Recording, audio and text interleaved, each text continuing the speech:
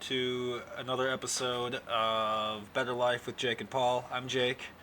That is Paul. We're here to gloat, and I'm here to gloat, tell you just how fucking wrong Paul was last week, and just how fucking right I've been this whole time. So, Paul, why don't you go ahead and make a statement of reconciliation to every one of our. Yeah, I mean it hurts. It definitely hurts. What is there to say? It's Tom went out there and did it. I think the best caption I ever saw was Tom Brady and coronavirus are very similar in that they're both doing big numbers in Florida and people just don't believe in them. They just don't believe it. That's terrible. People Yeah. just. Okay, how funny is Tom Brady though? Like people want his head right now because he goes in off the bus right to the locker room with no mask on. Right? Media's like, "Oh my God, he's gonna kill children!" Right? Completely forgetting about the entire stands filled with 25,000 people, like five of which had a mask on. And big misconception was that they were all healthcare workers that were vaccinated. Like 7% of them were vaccinated. Number one, most of them were not. Don't even give me that. So don't give Tom Brady no shit. That dude just won the seventh ring, and if he wants to get coronavirus, that motherfucker can get coronavirus. If in my opinion, he's allowed to at this point. Because I Yeah. mean, when you make goat status 7 times, what do you do then? What's left? We need a new word than goat. Should we figure one There out? has to be. We have to find a new word. But hey, before we find that word, you got to give me permission to record my audio here before we have another hilarious audio woe. Oh my God, But no, we're good. We keep it going. my bad. But yeah, no, it's. I mean, what's crazy is the script kind of played out almost like I predicted. Like you got to be willing to lose in the second quarter against these guys. You got to be making huge throws to Gronk down the middle. You got to be putting points on the board, and it's what they went out there and did. And watching that offensive line just fail Mahomes is it's tough. It's Did you see that video it's going hard. around of It's Mahomes like throwing just? It's like this guy who's like Mahomes trying to throw a pass, and it's him just getting his ass beat by someone. It's like someone dressed up as him, and he's just whipping a football downfield in just spectacular range. Hits the receiver square in the hands, and then just drops it. And Mahomes is Oh, I just mean, fucked up. Mahomes hit two guys in the face with the ball, Yeah, yeah. like clean, like right off the helmet. And Best that you could guy, ask for. he tried. He did well, and I almost feel bad for him because he had a statement today. Today, this is Tuesday the 9th. But it's he had a statement where he was like, "This is the worst I've been beaten in a long time," and it's like, yeah, yeah, that's very clearly what happened, It's and I hope upsetting. he's not more confused than we are. What do you think he's gonna do? Like, do you think he's gonna go back to Kansas City and be like, "Hey, I need a fucking trade, man. This was bullshit. What you guys did me dirty." And obviously not, but he's obviously upset. I mean, he got done dirty. That because here's the thing: you were watching, we were texting the whole time. That team had like times where it was like, "Oh shit, here they come!" Like little moments where I was starting to get a little like, "Am I wrong? Oh god!" And then the offensive line was like, "Oh, what's that? Yeah, he's right back there. Go ahead, just go ahead. It's cool." And then Mahomes has a fucked up arm again. Yeah, I mean, he scrambled, he ran, he did. I mean, in the first quarter, how many times did he run for the first down?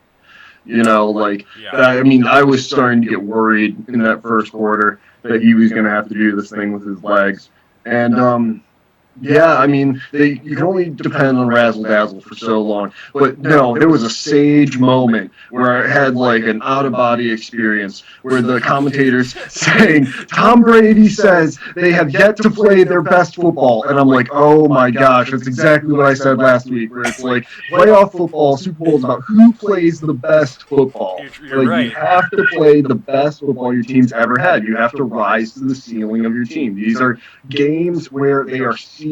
They're not about the floor. It's about like how good can your team get and can you rise to that occasion.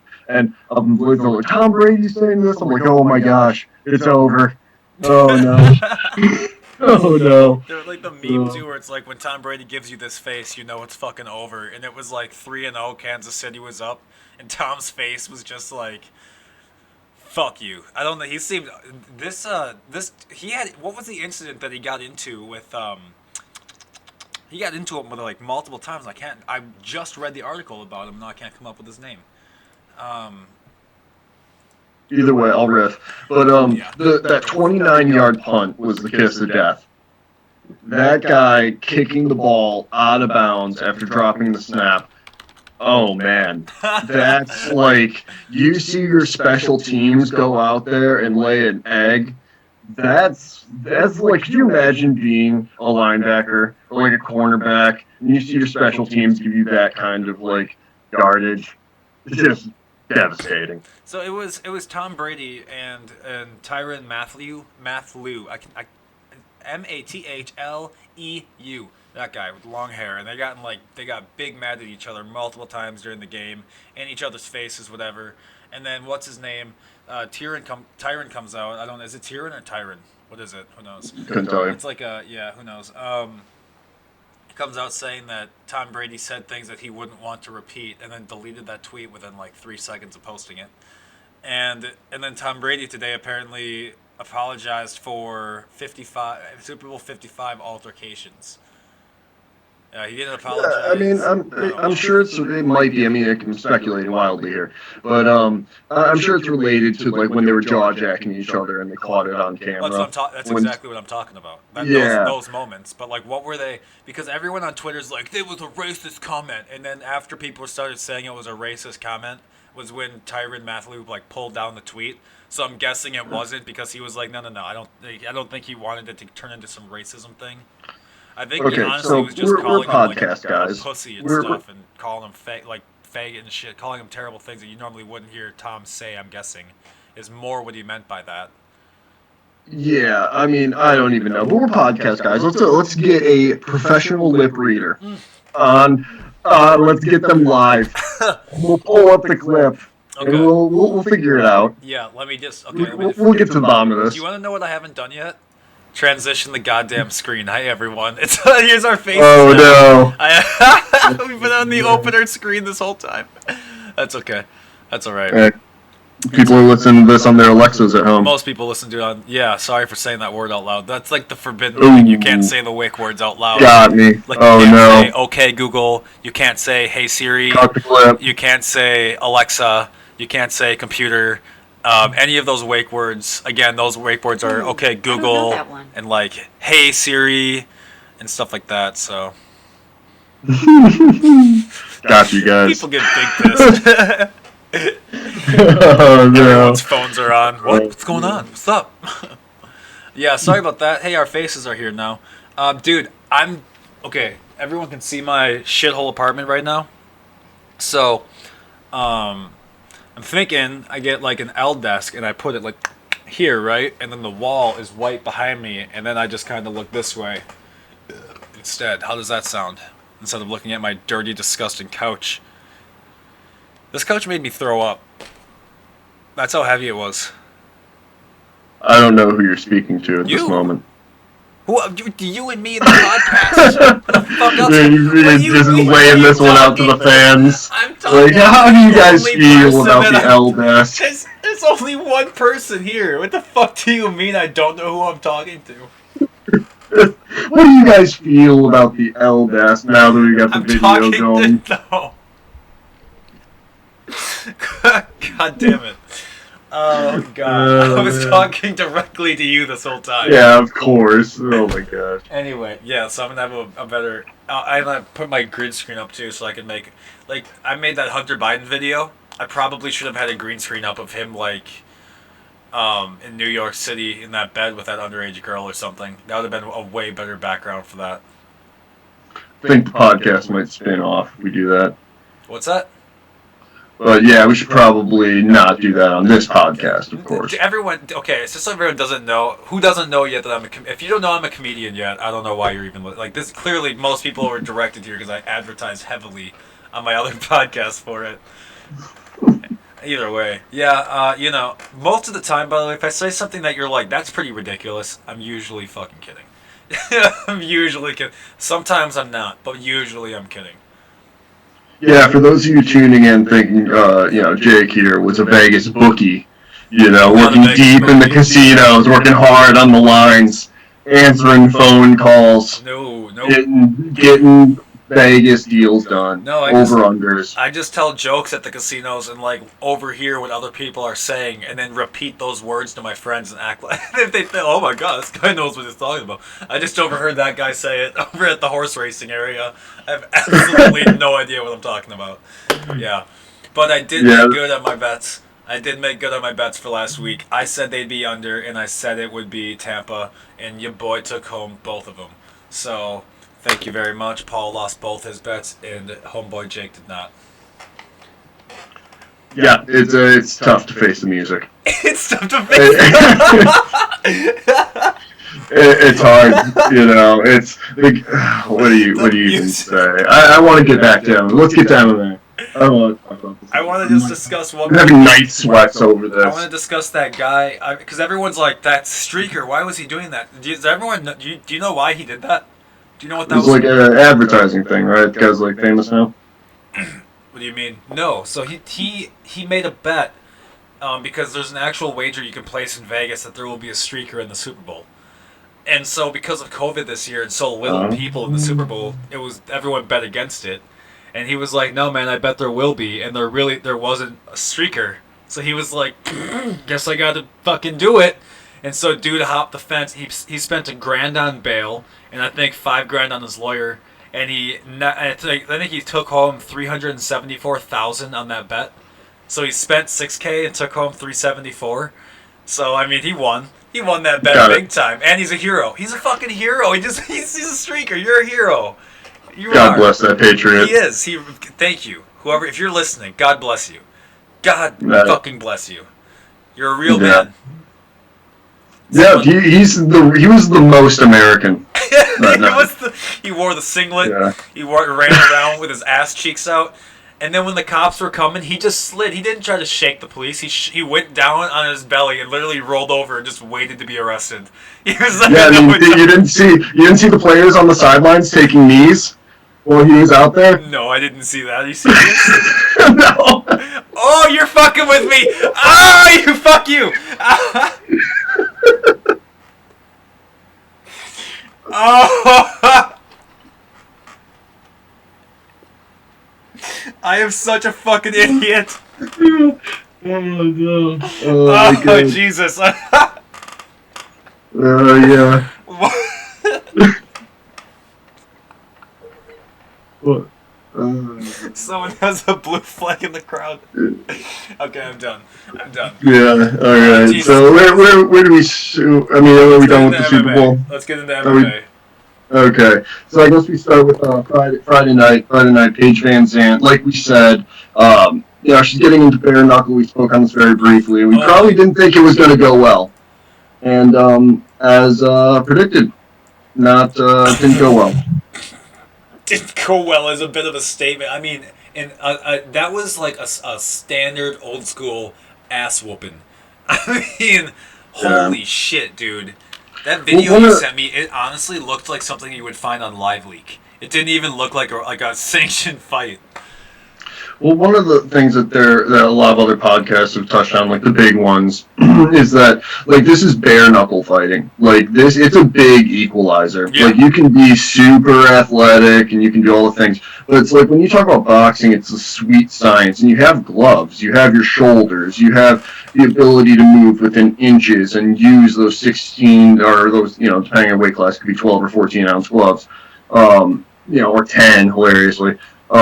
But yeah, you can use that padding to work, and this is bare knuckle, and man, it throws off your timing. I mean, I'm sure there was probably a moment where Paige punched her in the forehead and looked down at her hand and wondered what just happened. Right. No, for real. So, like, is that are the gloves for the protection of the guy punching or the guy being punched? Like, is that just protect your skin from breaking, or is that to protect your knuckles from breaking?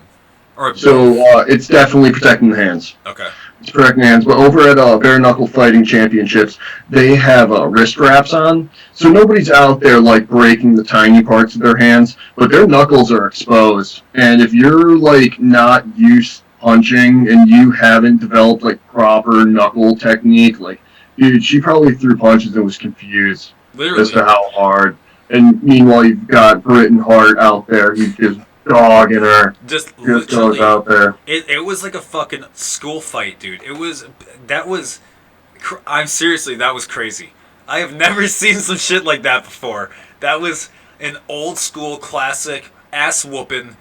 Like, I was Yeah, nuts. well, what's crazy is you're watching this event, right? And there's really like nothing kind of turned me on, watching this thing. It's good to see Levin get a W and then retire. That's cool. And seeing him. I mean, I've got an Anderson Silva poster behind me. Oh, there he is. But What's that one yeah, next to you Anderson. there? The other one. Oh, that's what I put on fighting out online. They do pretty sweet posters and stuff. Could you But repeat all of that? I didn't anyways, hear a word you said. oh, sorry, the Art of Fighting. That's the website. You can check them Oh, out. okay. The art of fighting. But yeah, he does limited drops, and I saw the Anderson one. Had to grab it. So how many? What is that? Like 1 of 300, or what? What is that? Oh, I don't think it's that exclusive. I think it's timed. I think he does like as Oh. many, and then does like a yearly whatever. I get But you. That's cool. we're getting into fan art here. That's cool though, dude. What is a? It's generally how this shit ends up. I mean, Yeah, okay, back to exactly. you. But Bare knuckle fighting. but yeah, back to it. I mean, the other thing that really was weird to watch was Britain's interview. Is a lot of people like love it. You've got guys like Ariel Helwani are out there, and they're like, "This is the greatest post-fight interview ever," and it's just not. I don't know. It was weird when she's out there saying that she respects Paige because she's pretty and she broke boundaries and stuff, and it's like, wow, it really was that schoolyard fight for you. Like, this is the girl you idolized, and Paige was probably coming in for a paycheck. For real, for real, dude. For real. I didn't even think of it that way. But Yeah, like, she's crying, she's, like, yelling and stuff. Like, man, you get at the end of the day, you really knew who wanted it more. well, that's what I'm saying. Like, I truly didn't understand why she was so like. She seemed upset to me. Like, I understand now that it's more like of an emotional thing where she was like overwhelmed just by the emotion of it all. But like, to me at the time, I was like, why is she mad? Like, she just whooped this person's ass, dude. Like, what is she mad about? Yeah. If it's more of just like, I'm sure she just had like an internal reckoning and kind of like some sort of emotional breakdown at that time. Let's happen, you know. Yeah, and Paige has really got to take time right now. She's got to take a lot of time to really figure out because I do think she has success for bare knuckle. Like, it's not like she went out there and had bad fundamentals. She looked like she could handle herself. Like, that actually looked like a more technical bare knuckle fight that I've seen.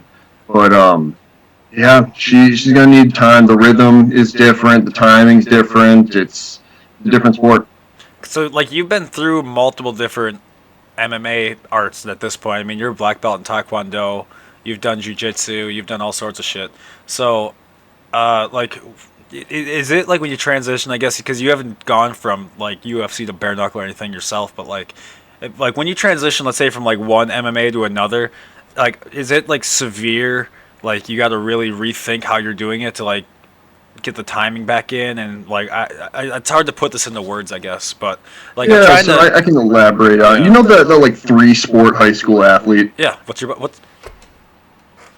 Yeah, You where and me, you just dude. kind of look at anything that has a ball and a basket, and you're like, I could do I that. could probably handle this sport. Yeah, exactly. That's the problem. It's like it's easy for some things and not others, and you really have to respect the game. Like, man, if you go out there and you put a gi on, like there are a lot of people in the jiu-jitsu community right now that do no gi, and they're just like really strong like wrestlers, like they had high school or college wrestling, and they go out there and they throw these jiu-jitsu guys on their head, but they will never put the gi on because that's like grappling with a sweatshirt on, and you've got like a winter coat, and you're getting grabbed in funny places. You're getting like your neck collar is getting choked and stuff. And Did you do gi or no it's gi? what's up? Are you more of a gi or no gi guy? I have. I did gi. no gi mostly because the gi mangled my fingers. So I did the gi only because the first guy that taught me, shout out Mike Lang, to how to do jiu-jitsu, it was in high school, and he was gi, and he had to do jiu-jitsu because he got caught selling drugs at school, and so he had to go to like, yeah, he had to do like outside schoolwork and community service and like work on himself. And shout out, that dude is like one of the richest, best looking electricians. He's got a beautiful ass wife. Shout out Mike Lang, you did it. But for real, like, you ever see one of your friends just make it and you're just like, I'm so fucking proud of that dude, man. God damn.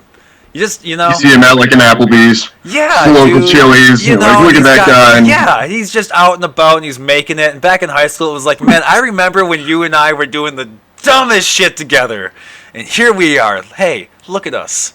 It's like that. It's like that guy, that meme. Who plays Ant-Man? What's his name? oh, Paul Rudd. Yeah, Paul Rudd. When he's at the table with his champagne with his friend, he's like, hey, look at us, huh? Who would have thought? Yeah. Not me. Yeah, you had him on LinkedIn.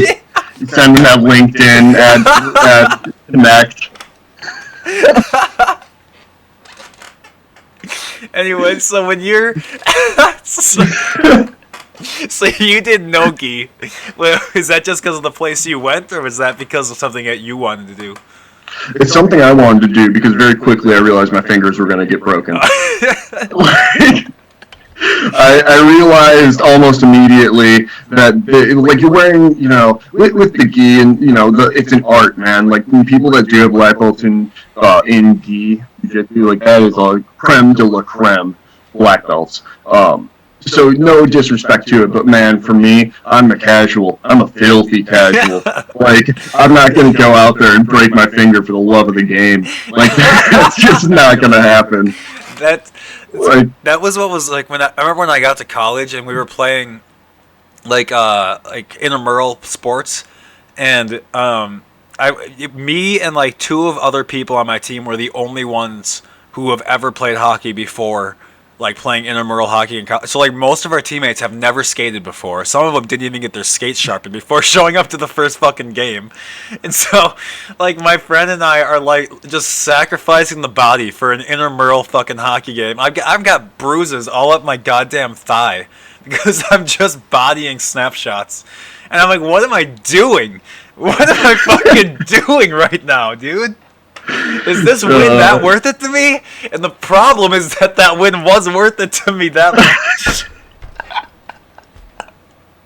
Did you get a t-shirt? Did you get a t-shirt at the end of the season? No, we actually ended up, the huge issue was that we were playing, because I was in Air Force ROTC and we were playing Army, and their goalie was like a super aggressive goalie and would like kind of keep pushing out and give you a smudge.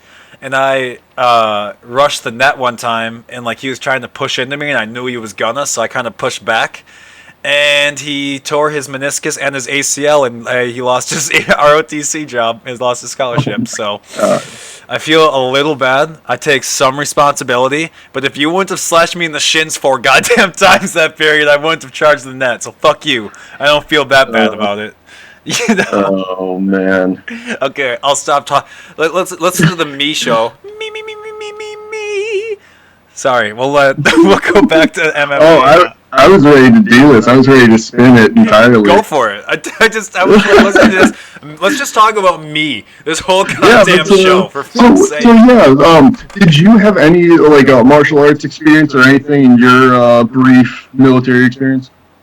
We had to do like hand-to-hand and learn shit like that. Yeah, it was pretty. To be honest with you, most of the hand-to-hand stuff that I did was when I was in like the Marine OCS program.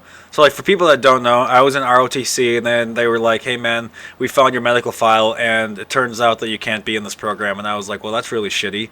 And so I went over to the Marines, and they were like, "Hey, can we have your medical file?" And I'm like, "Sure, you can have some of my medical file." And so I gave them just the clean parts of it. And so I got through the first summer of it, and then they were like, "Hey man, we see what you did here." So like I went through all fall, spring, summer, and then coming back for the fall was when they were like, "Hey man, no, we saw." I had this leg disease growing up called Legcat-Perthes disease, and it's really gay. And the military said that I'm not allowed to be in them because of it, and so it was fun while it lasted, dude. Let me tell you what, though, going to those obstacle courses and flying around the country on someone else's dime, it was dope. That was pretty cool. The hand-to-hand, like, you get all dressed up in, like, the gear, you know? And then you get, like, these giant poles, and you just beat the shit out of each other with these fucking poles. And, you guys stick fought in the military? Well, it's not that. It's like there's like you stand up on this post and then you like have the shit on you and then you have to like whack the other guy off the post just for the fun of it. I don't really know what that gained, but then we had to do. Oh, like what I did at Spirit Week. Yeah, college? basically, it's the same. Yes, exactly, dude. Same shit. And then, yeah, exactly. And then Oh, we gosh. had to do the hand-to-hand where you like grab someone and pull them over your shoulder and take them down and do all that shit. And let me tell you, uh, it, people aren't as heavy as you think they are when you know how to move a body. You know what I mean? Like when you have form, it's a little easier because like when you think of lifting someone up, everyone like just grabs someone and goes oh and tries to lift them. It's like well, you know, if you grab someone's arm and roll them over your back, it's a hell of a lot fucking easier to get them over. You know, so like just learning those things were pretty neat. Yeah, one of the reasons I asked is I work with a guy who was a former Marine, and on his desk he has a little certificate that says black belt in hand to hand. I'm like, so they actually give you a black belt, or is this like? Yeah, if you get signed off by like a third party black belt guy with yeah, they will. Yeah, so he was explaining that to me, and I was just genuinely confused about the whole hand to hand process. Dude, first of all, Marines are scary enough as it is. Like, if you meet, like, a Marine who's gotten through the whole program, because I don't give a fuck how you do it. If you enlist, it's still 13 weeks of enlistment, of training. If you go through OCS, it's 2 6-week summers or 1 12-week summer. If you go through the academy, through the Naval Academy, I mean, that's 4 years of hell at the Naval Academy. So, I mean, I did summer seminar at the Air Force Academy, and some kid lost his wallet at the night we're supposed to fucking. This is no bullshit. Absolute no bullshit. The night we're supposed to head out, or the day we're supposed to head out, this kid says his wallet's lost. Everyone's locked down. Everyone's searching for this fucking kid's wallet. Because, like, if someone stole a wallet, it's a big, like, no, you can't, you know, obviously. So they wanted to figure out if someone stole a wallet. Nope, turns out this kid packed it away deep in his bag, and we all missed our flights because of this fucking asshole. And it was, yeah, dude, it was terrible. But I kind of miss that structure. I'm not, like, being a comedian is fucking great because there is zero structure. It's whatever I feel like doing that day. And, you know, it's kind of, I like it because I can really, like, some days I can grind really fucking hard because I want the next day off and then I don't have to do anything the next day. But, like, you can't do that with a regular job. You know, you still got to go in the next day no matter how fucking hard you grind the day before. So you'll work your ass off to be lazy. My ultimate goal in life is to be in a place where I can do absolutely fucking nothing and still have passive income. That's my, like, I want to do nothing so bad that I'm willing to do everything to get that. That is how badly I want to do nothing. I don't think people get. I want to do absolutely nothing. That I will work my fucking ass off to do absolutely nothing. We're just replaying that South Park episode with Cartman. Which one's that? Where Cartman does the Kansas City Chiefs GoFundMe and finds the loophole where they never actually trademark the Kansas City Chiefs. Oh, the Redskins. Chiefs. The Redskins. Oh, the Redskins. Oh my God, the Chiefs. Oh my God, yeah. I'm so hurt. The Redskins. I'm so hurt. Yeah, here at Washington Redskins, and it's like the Washington Redskins logo with a big dick on it, just like a giant cock and balls hanging off the front of it. Wow, the that slogan is. was "Go fuck yourself." Freud is just slipping all over his grave right now. Oh God, the Chiefs hurt me so bad. The Chiefs. Raise your hand if you were personally assaulted. If you've been personally assaulted by the Chiefs, raise your hand. Show me on this doll where the Kansas City Chiefs hurt you. Show me on this doll. What are we even fucking talking about? Oh God, because I believe in Washington right, team, no, not just Washington footballs. What are they? I have not seen many. This is not because I am in protest of the NFL. I've been fucking busy. But, like, I didn't see many of the regular season games to know what the Redskins jerseys looked like. Like, what did they do? I guess they never really did have the logo, did they? Like, they were always just... Their helmet had it, so it's just got to be, like, a big W on their helmet now? Yeah, it's just a little insignia. Just, okay. But, yeah, I mean, I'm almost entirely convinced it's a marketing scheme at this point. Where, I mean, obviously it's a marketing scheme, but just to, like, sell Washington football here and then just have another logo, and then that stuff is, like, limited edition and people can bid on it on eBay till the end of time. So here is this logo with the Washington Redskins on it. I'm trying to find the other... What does the new one look like? I suppose I can't say... Well, I'm searching for Redskins. I should probably search for, like, I know. Washington... what Washington... team? Football team. Is that what they go by? Yeah, the footballs. Washington football team. Yeah, but That's what they're doing. Oh, so they've just got like a number on their helmet now. But oh, yeah, sorry. Let's speed this thing up. Let's talk about this last week's card. Just running through the prelims. I actually watched the prelims and then fell asleep for the main card, so it was like a legitimate opposite. You fell asleep for the main card? I legitimately fell asleep and woke up for the Overeem fight, and I fell asleep before the Sandhagen KO. But, Dude. Yeah, rough. It turns out you could watch it on social media. Yeah, so but that Sandhagen fucking put that man to sleep. Absolutely. Flying knee right to the goddamn skull. Over. Done. Good night. On the fucking ground, dude. Oh my god. And it's not like he jumped forward either. Like, he really led Frankie into that, and Frankie walked right into it. 100%, dude. But man, the takeaway from this, the big one, is my favorite part of watching fighters is watching their rise to the championship. And sometimes you can just see it. Like Peter Yan in the division, you could just see it when he knocked Rivera down 4 times in his fight on the prelims. You're like, that's the guy. Like, that's the one. And this was Sandhagen's performance. Like, you were wondering about Marlon after the Cejudo fight, but man, this was it. Nobody does that to Frankie. It's so insane. I don't know. And then in the main event, you have Volkov, and that's another guy rise to the title. And I think that's how we have to look at these fights going forward, is who are we going to be surprised if they hold the belt, or who are we not going to be surprised if they hold the belt? And Volkov's one of those guys. We're Overeem, if we were sitting here and like, is Overeem going to be champion one day? Yeah, that's a tough sell. I think, dude, but is it that tough of a sell? I mean, that tough of a sell? I think the dude could do it one day. You don't think he could do it one day?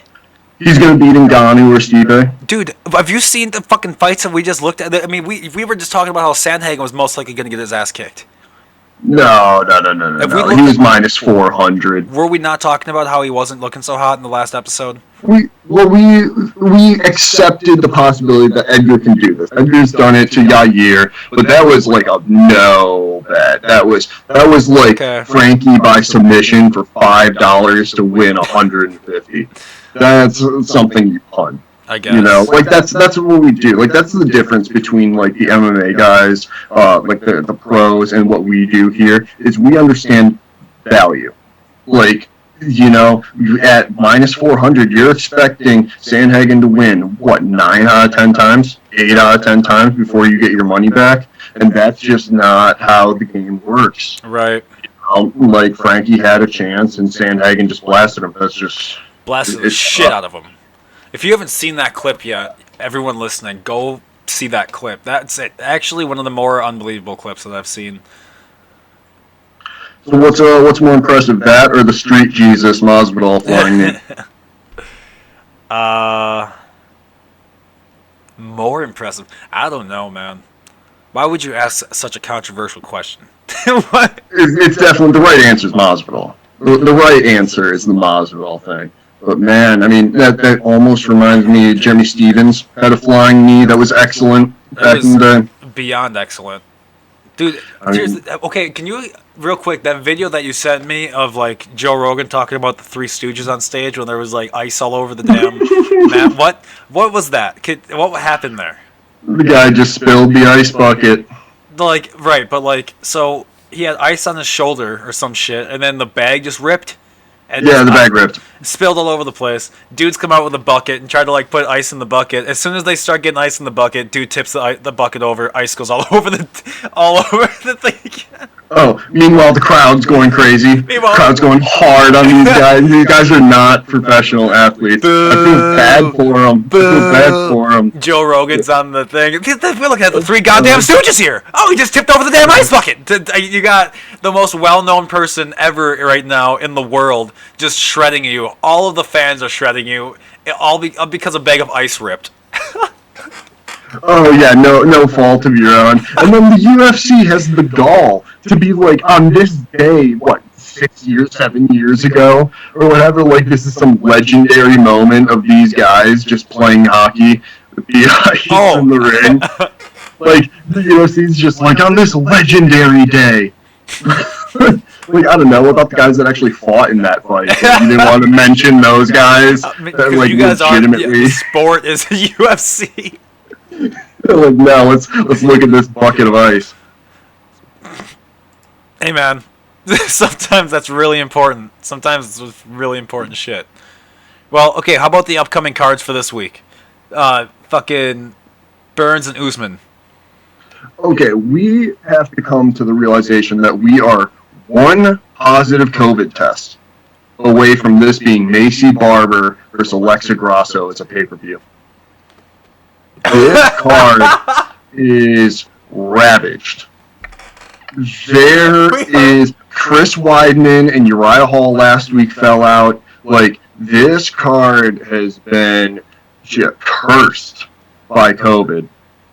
Why And, are they? The price should be like fucking $20 for pay-per-view. This for this is one. what we were talking Yeah, about. this should be like a You know, $20 like, card.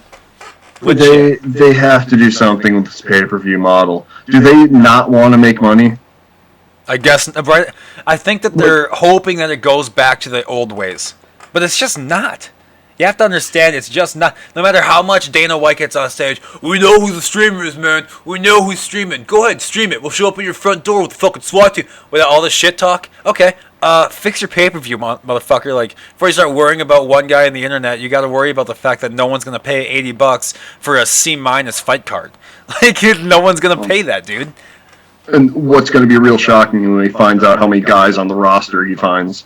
Like, he's going to be like, oh, jeez. Oh, no. It's just But okay. what's weird about this fight, so the tale of the tape is Usman and Burns.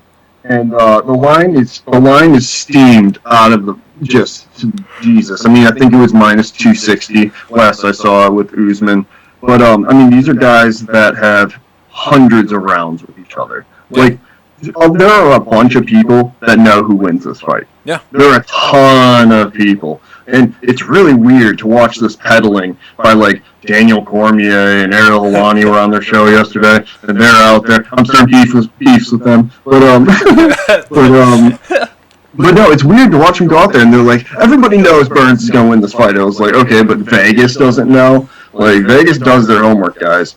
Like, this is, I don't know. I mean, I have my worries. Vegas fucks up big. Sometimes Vegas fucks up big, dude. Sometimes those guys really fuck up, and you're like, what are you even fucking talking about here, dude? Yeah, well, I think the other thing that you have to give Vegas credit for is that, you know, everyone's like, styles make fights. But the other thing that makes fights is statistics. And Usman has way better volume, way better wrestling. Like, if you just look at the statistics, like styles aside, belts aside, collegiate wrestling trophies aside, you're talking about numbers. And Usman just outworks him. And that might be hard to believe as you're watching Burns' style on these guys just out of, you know, recency bias. But Usman's the man. And until you beat the man, you're not the man. And well, I mean, Usman's the man right now. He's at the minus 270. Minus 270, yeah. Yeah. So, okay, so over-under is 4.5. And obviously, it's plus 110 at the under. So, would you I don't have a good feeling on that. Would you take the bet to go over 4.5? The bet is, and this is, so the thing is Usman's steamed. Like, when I say steamed, it's like there's really no value because Burns can win this fight. And the way he wins this fight is by knockout. And that's got to be, I checked that, and this morning it was plus 700.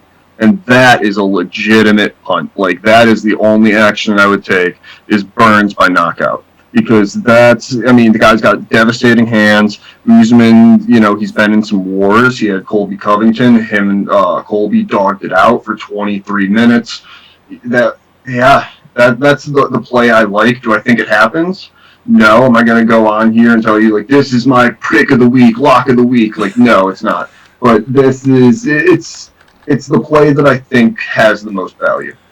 Okay, so I want to clarify because I'm reading that there's been rumors that he's been injured. So it says that Usman is always kind of been the guy that has like the broken foot or he has like bad knees. Like I forget what podcast it was, but he went out there and detailed how he can't run because his knees are trash from college wrestling. And you're like, you're the champion of the world. What do you mean you're not running? Like, I don't know if it's like exaggeration or a play on words, but I mean, yeah, the guy's got miles on him. It's no joke, but the guy hasn't lost in the UFC. So until he loses in the UFC, you can't bet against him. No. Right, no. Well, do you think he takes like a cortisone shot in his knees before he goes out and he's just like, let's fucking go? Like tapes a couple aspirins to it? What do you think is... I mean, do you really think Tom Brady is just eating asparagus and getting good sleep? No, it's Tom 43 years old. He gets home and he sits down in the chair and there's like needles that go into his spine and he taps into the network and he gets his brain uploaded with new plays and shit. Tom Brady, he's got like fluids going through his body. Yeah, that dude's on like some sort of hyperventilator all the time when he's home. Just float tanking it all day. Dude, can we discuss float tanks real quick before we go any further? I need to tell you. If you want. Real quick, have you done float tanks? You got on those, like ISO tanks? I've done it once, and I fell asleep immediately. Isn't it amazing? Isn't it Yes. amazing? Dude, I remember the lights went on in there, and I was just like, oh, wait, what happened? Yeah. Yeah, dude. I drifted off into my brain. Like, I literally was on some, like, cosmic fucking adventure in my brain. Like, I was in some half sleeping, because I wasn't even sure, because the whole thing is dark, and you're, like, in water that is exactly your body temperature for everyone who hasn't done this, and you float in it and your head always stays above water. It's like impossible to, it's like it feels like a buoyancy, like you can't push yourself underwater. And it's really cool. It's one of the coolest things I've ever done, and I just got a membership there, and I got a very cheap membership, believe it or not. So this is an ad read. No, it's not an ad read at all. I'm just giving it. I'm not even saying who it is. Well, no, because there's multiple places that do it. I'm just saying that if you haven't done floating yet and you're like stressed out and you've got like tension and whatever, fucking just go.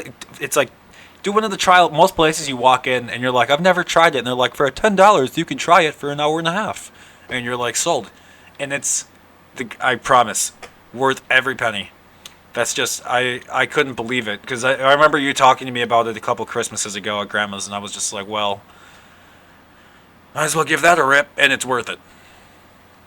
Oh, yeah. Yeah, it definitely is. No, it's also worth every penny? This Macy Barber odd right now. Macy Barber as an underdog is insane to me. It's insane. I blinked a few times looking at this thing. Because I remember that the story of the night was when Macy Barber lost to Roxanne Modafferi at minus 800 odds. Oh my god. Minus 800. Goes out there, blows her knee out within like 2 minutes, and she toughs it out. She's a tough girl. Did it for 3 rounds. But, man, all the people lost mortgages on that one.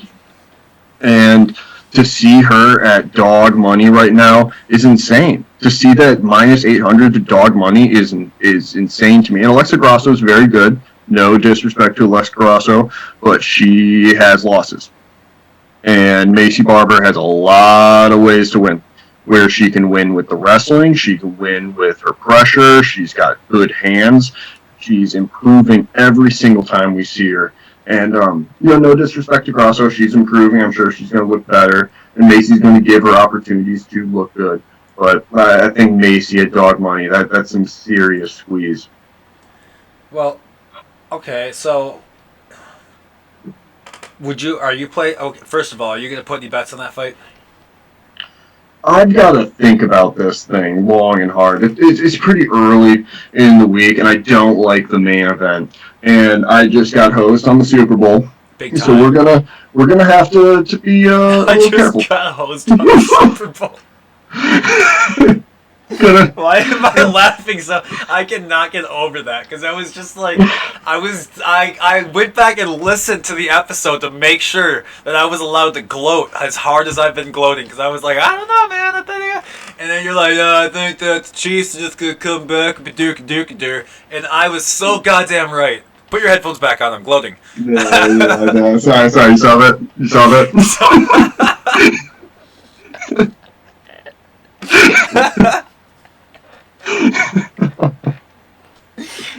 God Oh damn it. man. I cannot wait till like, oh, so I'm sure I've told a couple people that I'm looking at getting out of Las Vegas already because it's kind of turning into a poop hill in here. Like literally watched someone poop on the street today, and wasn't too thrilled about seeing that. Like I walk my cats out there, dude. They don't want to see you shitting on the street. I've got innocent kittens. They do not need to see that. Period. And fucking yeah, I'm not thinking about it. But when I move into a specific area, and I'm not gonna release the new place yet, but I've found a place that has both a studio downstairs and a place to live upstairs for the same price that I'm paying here to just live in this very fine establishment that I found myself here in. So I was thinking that that's going to be so dope, except for that means you're going to have to come down and move by the new area, you know. Sorry, got to pick up and move your life. Sorry. Oh, yeah, of course. Yeah, Just sleeping bag it there, bring my 3 cats. Yeah, just tell Kate that you guys are moving now. You got a big podcast to take care of. Yeah. A new baby. Sorry about new that. Baby in the family. Sorry about that job you just got, but we're moving. Yeah, new baby in the family. A new baby in the family. New baby, the podcast. Yeah, okay, I was like, wait, what? I'm like, you better not be announcing this to the world before you tell me first, you asswipe. Yeah. Good. Oh, no. Oh, my God, no. One of my friends... But, oh, my gosh, let's get back to business here. Kelvin Gastelum, he's got, I think he's a pretty big favorite right now. I haven't looked at the odds, but they were swinging pretty heavily last time I saw him, so I was going to wait until now. But, man, he's got a big moment against Ian Heinisch. Heinisch has good grappling. He's a fairly sturdy guy in a lot of ways. Heinisch does what Kelvin Gastelum does, and it's a big crossroads fight for these guys. I think that would be a good one to put on Ian. Yeah, I mean the thing with Kelvin is he has superior striking, by far. Yeah, but he doesn't. Ian's way better on the ground. The thing with Kelvin is Kelvin was the big overachiever for the longest time. Nobody gave him a chance against Tim Kennedy. Tim Kennedy, and this is what it reminds me of, is Tim Kennedy, huge wrestler, real savvy, big wins, former Strikeforce champion, and Kelvin put the hands on him, KO'd him in the second, and he just outworked him, he dogged him, and Kelvin was that guy for a few years, and he's just had a hiccup. Maybe, he had the fight of the year with Izzy, with the champ, Adesanya, fight of the year. Then he goes out there and he just loses in a minute to Jack Hermanson. Just gets ankle locked. And everyone is just down on him since that because he lost. And I don't know. He had a pretty lackluster performance against Dan Till, too. But Till won that fight. It was pretty, there's arguments for both guys. But I think if Kelvin, this is if you're really degenerate, you really want to put the 2-to-1 odds on this, Kelvin's the guy. I think Kelvin's proven himself. But, Heinisch could find himself winning this. I just think if it's going to be me, I'm not going to put like 50 on it. But I think I would put $5-10 on that bet. I think I'd put Ian for $10. So you would still make a decent amount of money on a $10 bet. Yeah, and you also, the other thing is, even if on my side of things, betting on favorites, you still get your money back. It's not like Vegas just takes your money and you just get, whatever. So it's, maybe I see a Kelvin Gastelum, Macy Barber play if you're really big on it. But something stinks about that Usman-Burns fight. What do you mean? What do you mean? So when teammates fight each other, they have such knowledge of what each guy is good at and what positions are dangerous that they kind of nullify each other. We saw this. Oh man, where are some good ones? We had Brady Schaub had a bunch. He had one with Arlovsky that was a stinker. We had Usman's last fight with Masvidal. Perfect example where both guys knew what they're good at, and you just watched Usman hold him against the cage and stomp his toes in. Yeah. And I don't think that's what's going to happen. I think Burns can really lay it on him, but we'll see. Something's off. I don't know. Something's wrong in the force. What's going on with Schaub? What's going on with him? Why is he dressing like he's in 8th grade? What's up with that? He's wearing a skull cap that's 3 sizes too small for him, and like a like one of those weird Hollister shirts that's like a medium where you know you should be a large type deal, and like the fucking weird cargo pants and shit. Like you're going, like what are you doing, man? What's Let going on? them hanging out with the Paul brothers too much. What is fucking going on? I mean, I literally watched that guy choke motherfuckers out, and now I got to look at him like, I mean, he literally looks like he's in that heterosexual or that what is that South Park episode where they're all metrosexual.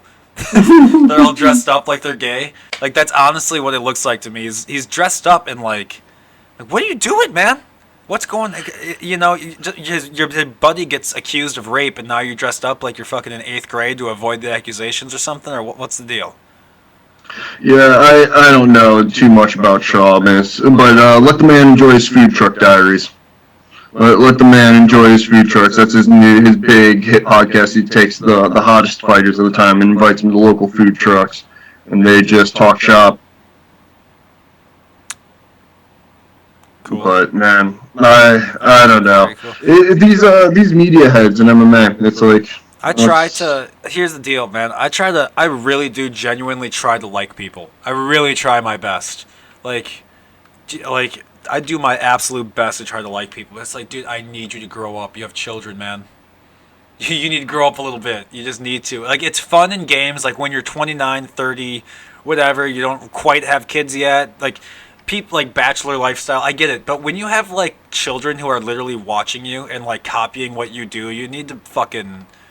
you need to grow up a little bit. Maybe that's just my bad opinion. Maybe, Jake, shut the fuck up, man. You don't even know what you're talking about. Okay, maybe I don't. But I just, maybe I'm just fucking stupid.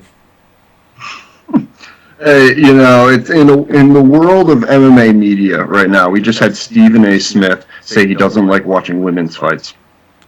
What? So you didn't hear about that? No, I did not. Stephen A. He was on a podcast. And listen, he's a guy who talks for 8 hours a day. Yeah. So you're bound to say it. We've had 4 podcasts and we are already off the walls.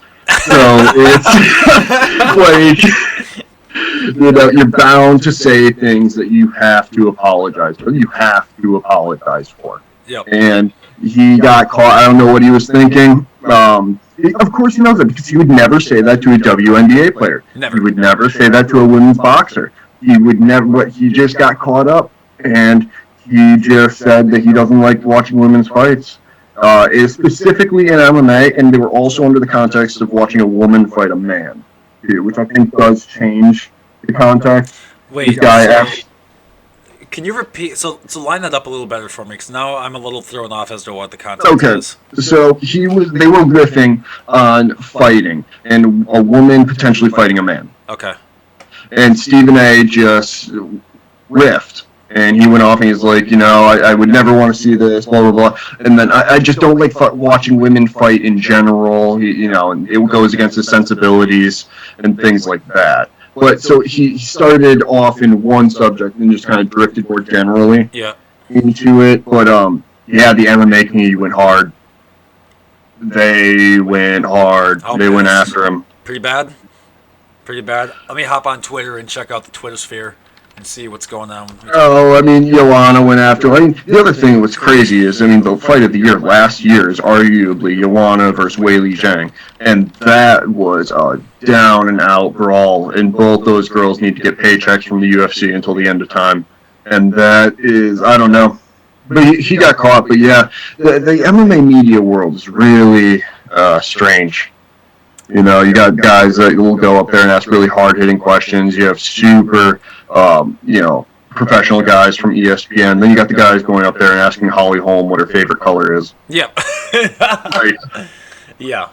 Like, all right.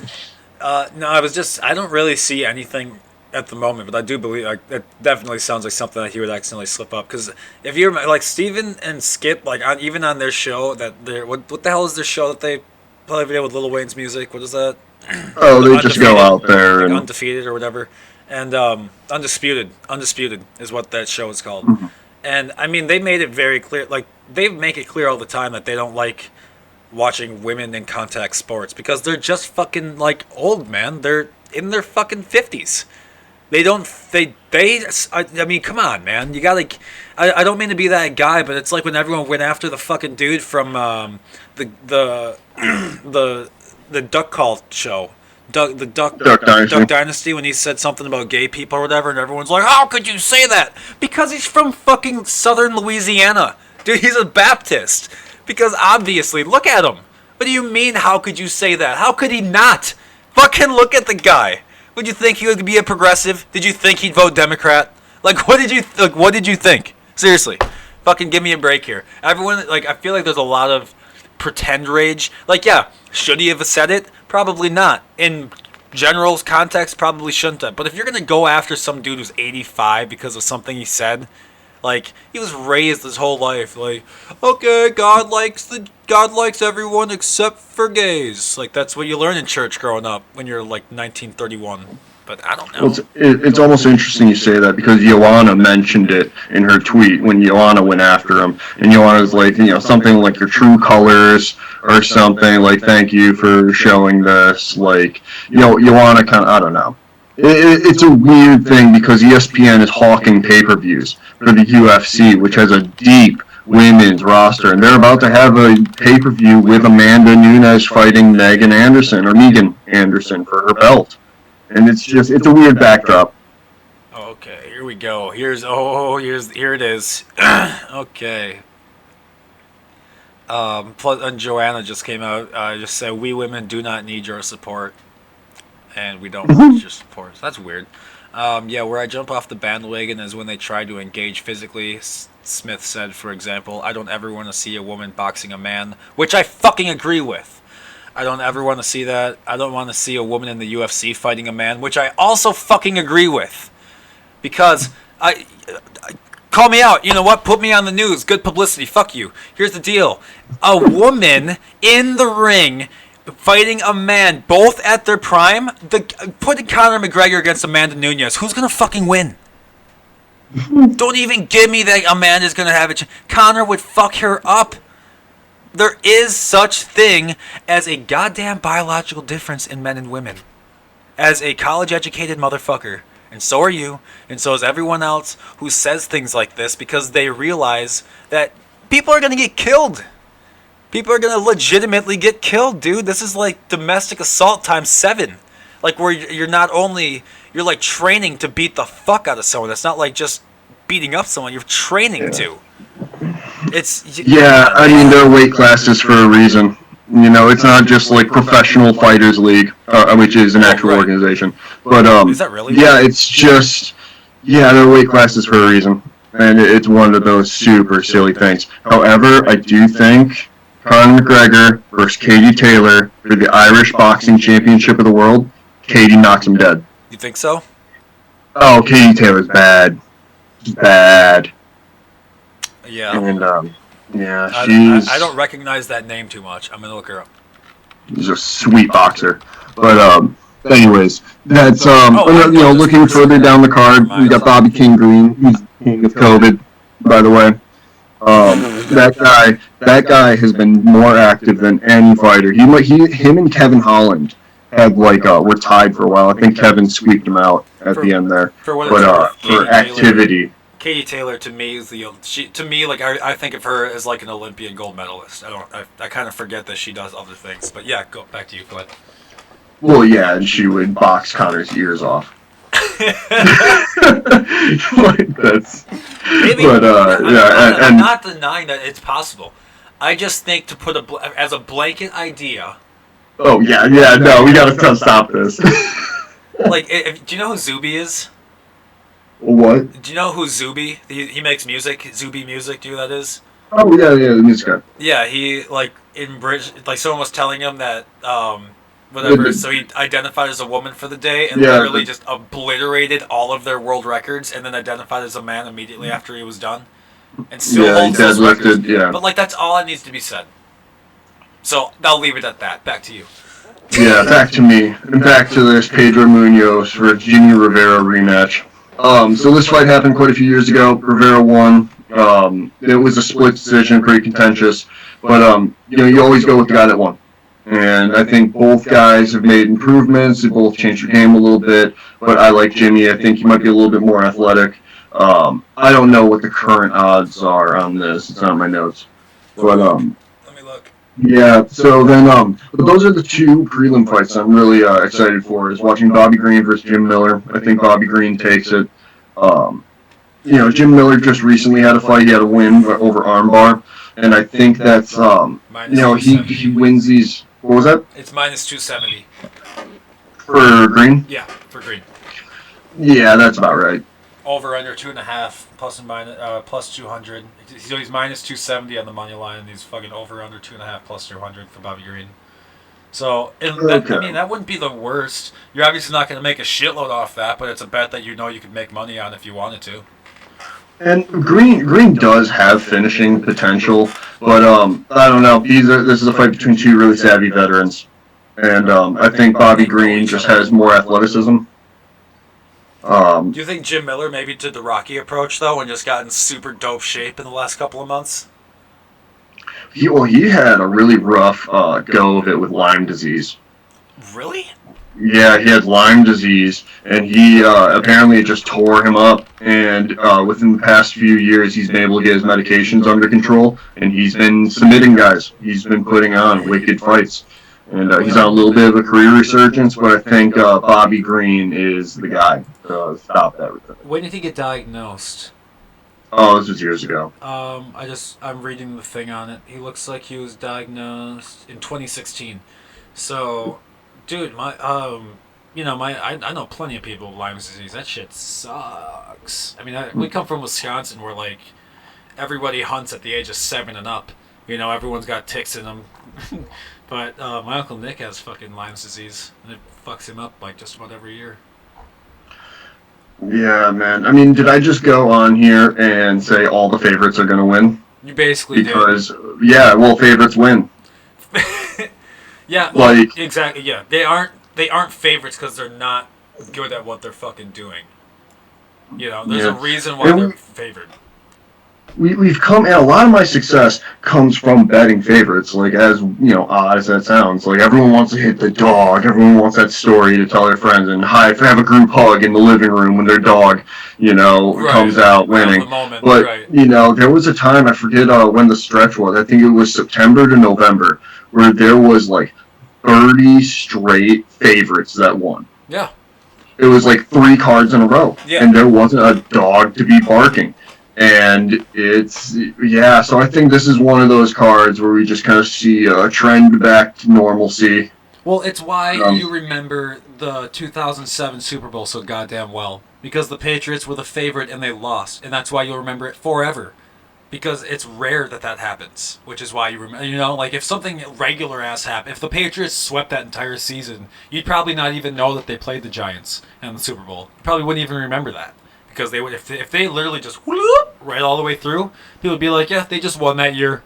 Like no one would give a shit about any of the teams they played. But since they lost, you'll remember forever.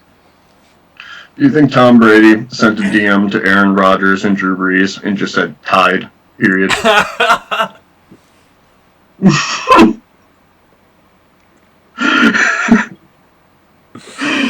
Yes, that boggles my mind. He's got the same amount of NFC Super Bowls as those. Oh my god. I know. Put him in the group chat. What's up, boys?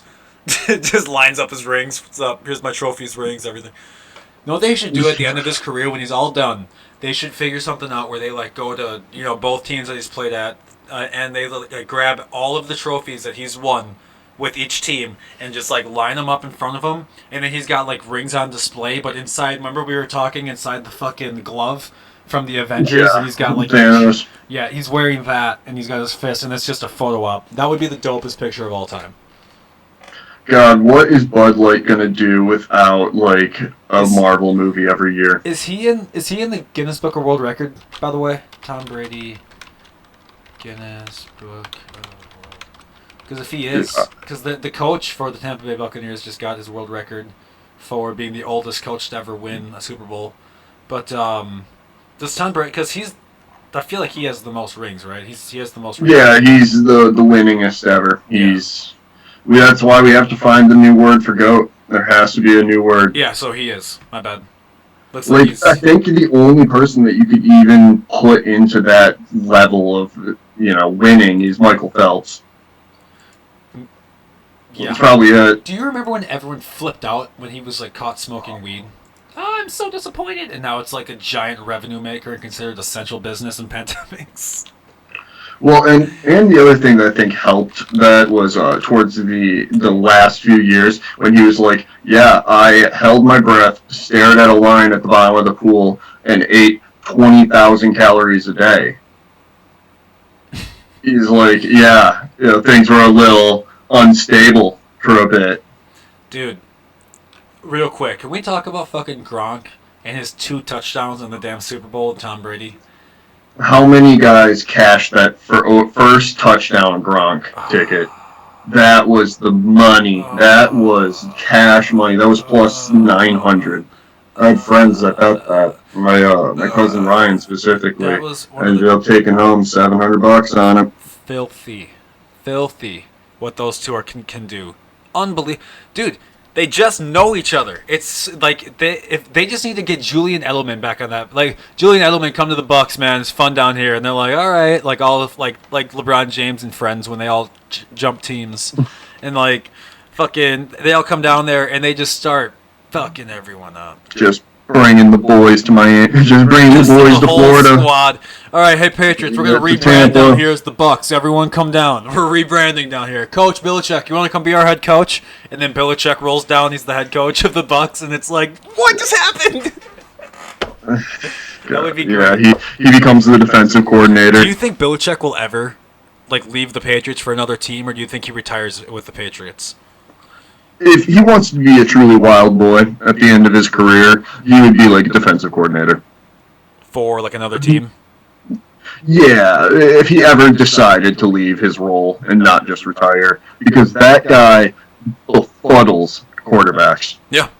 That guy, his ability, especially rookies, you watch rookies collapse. Literally. They're seeing ghosts. Yep. They just can't figure it out. Yep.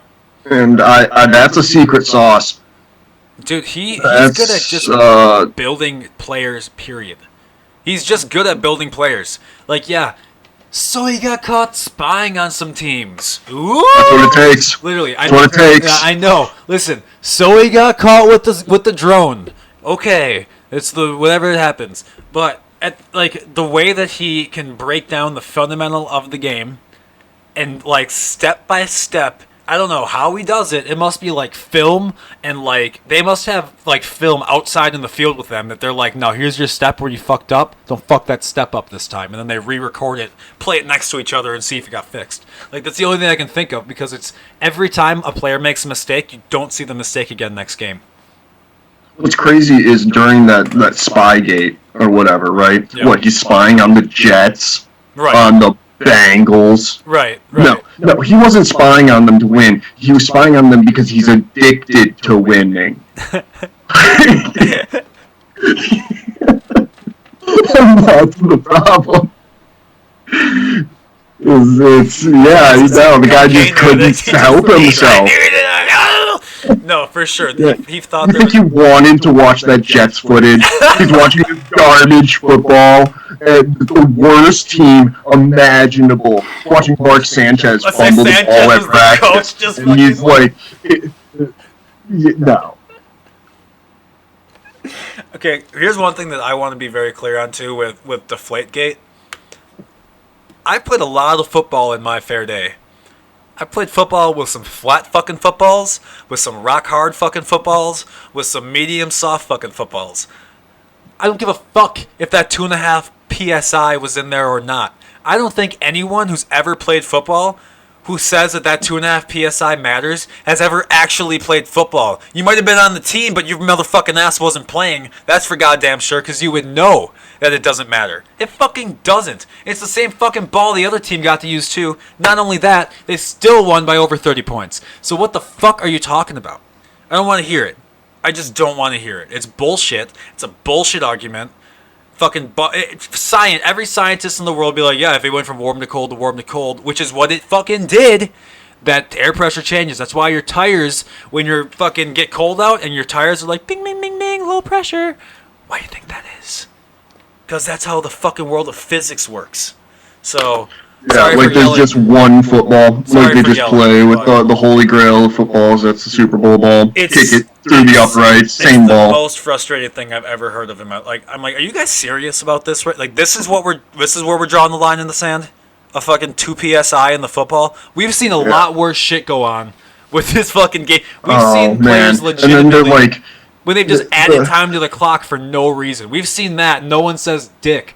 2 psi comes out of the football, and we got to get the judicial system involved. Like, what the hell? It's just, yeah, right. And Brady takes 4 games on the chin for that. Just a 4-game suspension. Just doesn't even bother. The best part about that was Brady saying that he smashed his phone, and that was like evidence or whatever. It's like, well, Brady broke his phone. I'm like, I'm surprised Brady doesn't smash an iPhone to wake up.